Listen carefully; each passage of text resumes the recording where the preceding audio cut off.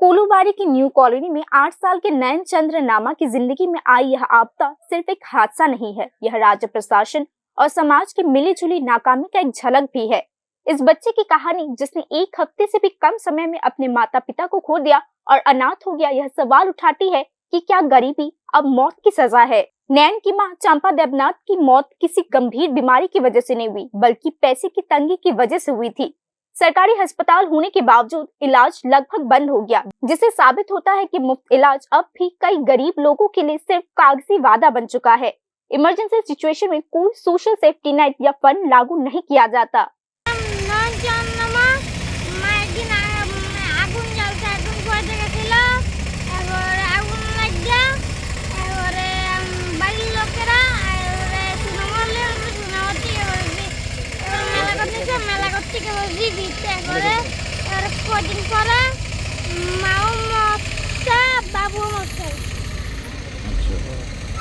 स्थानीय लोगों के अनुसार इस मामले की रिपोर्ट पंचायत को दी गई थी, फिर भी कोई मेडिकल मदद या कोई पैसे या सोशल सिक्योरिटी नहीं दी गई।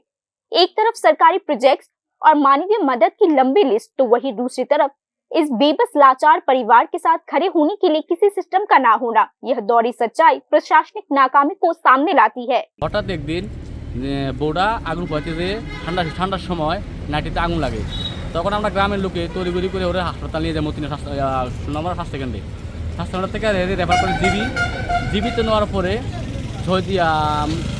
7 থেকে 8 দিন পরে মারা যাওয়ার পরে একটা ছেলে আছে, তার 8 বছরের বাচ্চা। তখন হঠাৎ হের বাবাও মারা যায় এর 5 দিনের মাথায়। তার আপন বলতে কেউ নাই। भले ही माता पिता को खोने के बाद नैन को चिल्ड्रंस होम में रखना राज्य का आखिरी रास्ता था, लेकिन सोशलॉजिस्ट का मानना है कि यह कोई हल नहीं है। ट्रॉमा, इनसिक्योरिटी और एक अनिश्चित भविष्य, यानी इस बच्चे के आगे एक लंबी लड़ाई है। सवाल यह उठता है कि क्या चिल्ड्रन प्रोटेक्शन मैकेनिज्म किसी ट्रेजेडी के बाद ही एक्टिव होता है। ফেসবুকে পোস্ট করছি যে ছেলেটার বাপ মা একসাথে মারা গেছে 5 দিনের মাথায়। তাহলে একটা পোস্ট করলে এখন সোশ্যাল মিডিয়ার মাধ্যমে তাহলে অনেক মানুষকে এটা দেখতে পায়, অনেকে লাইক কমেন্ট, প্রায় 60 থেকে 70 আমরা শেয়ার হয়েছে, অনেকটি লাইক কমেন্ট আছে। তো নিশ্চয়ই সবার চোখে পড়ছে। তাহলে একটা এত বড় দুর্ঘটনা ঘটে গেল, বাপ মা একসাথে মারা গেল আগুন লেগে। তাহলে একটা দুঃখের বিষয়, তারা বুঝি কেউ বুঝে এটা শুনছে না, এটা বুঝতে পারতেছি না।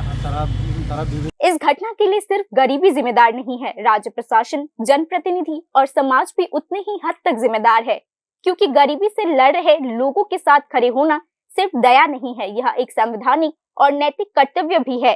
विकास और त्योहारों की आड़ में बहुत से लोग आज भी मेडिकल केयर और सम्मानजनक जीवन के न्यूनतम अधिकारों से वंचित रह रहे हैं। अगर यह घटना हमें नहीं झकझोरती तो इंसानी गिरावट सिर्फ एक शब्द नहीं रहेगा, बल्कि यह सच्चाई बनती जाएगी। Bureau report, news now.